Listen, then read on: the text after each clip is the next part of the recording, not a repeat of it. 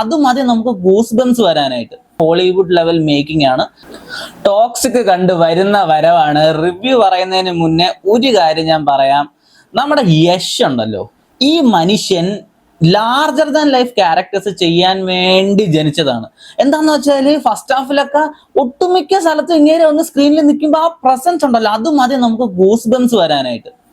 ആ ഒരു ഫാക്ടർ ഒഴിച്ചു വച്ചു കഴിഞ്ഞാൽ പടം പക്ക ആവറേജ് ആണ്. പടം മോശമാണെന്ന് ഞാൻ പറയില്ല, പടം പോയി കാണണ്ട, പൈസ നഷ്ടമാണെന്നൊന്നും ഞാൻ പറയില്ല. പക്ഷെ എനിക്ക് പടം പക്ക ആവറേജ് ആയിട്ട് തോന്നി. കാര്യം, ഒന്നാമത്തെ കാര്യം ഇതിന്റെ അസഹനീയ ലെങ്ത്. 3.25 മണിക്കൂർ ഒരാളെ പിടിച്ചിരുത്താനുള്ള ഒരു സംഭവം ഇല്ല. പല ആൾക്കാർക്കും ക്ഷമ കെട്ടു, എനിക്കും പേഴ്സണലി ക്ഷമ കെട്ടു. പിന്നെ ഉള്ള ഒരു പ്രശ്നം എന്ന് പറഞ്ഞാൽ ഈ ആക്ഷൻ സീക്വൻസിലൊക്കെ എന്തോ സംഭവം അതങ്ങോട്ട് ലാൻഡ് ആവുന്നില്ലായിരുന്നു. ഭയങ്കര ഫാസ്റ്റ് ആയിട്ട് എനിക്ക് തോന്നി. നമ്മുടെ നോർമൽ കണ്ണിന്റെ സ്പീഡ് വെച്ച് ഈ ട്രാക്ക് ചെയ്യാൻ പറ്റുന്നില്ല.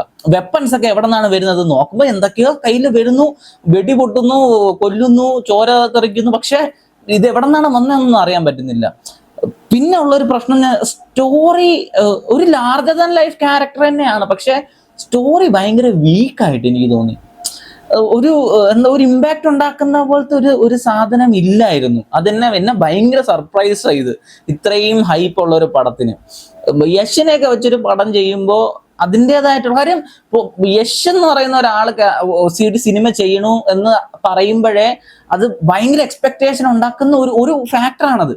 അപ്പം അതിനൊരു 100% നീതി പുലർത്തിയ സ്ക്രിപ്റ്റ് ആയിരുന്നു എന്ന് എനിക്ക് പേഴ്സണലി തോന്നണില്ല. എന്നാൽ നിങ്ങൾ പോയി പടം കാണുക, നിങ്ങളുടെ ഒപ്പീനിയൻസ് ചിലപ്പം വേറെ ആയിരിക്കാം. എനിക്കെന്തായാലും പടം ഒരുപാട് അങ്ങ് വർക്കായില്ല. എന്നാലും കുറച്ച് കാര്യങ്ങൾ പറയണം കേട്ടോ. പടത്തിന്റെ മേക്കിംഗ് ഒരു ഹോളിവുഡ് ലെവൽ മേക്കിംഗ് ആണ്.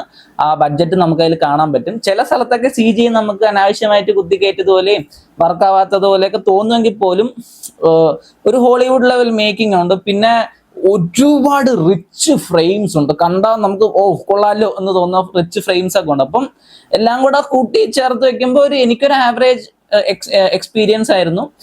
കണ്ടവരുണ്ടെങ്കിൽ അഭിപ്രായം പറയുക, അല്ലാത്തവർ പോയി കാണുക, അടുത്തുള്ള തിയേറ്റേഴ്സിൽ പോയി കാണുക, എന്നിട്ട് അഭിപ്രായം കമന്റ് ബോക്സിൽ അറിയിക്കുക.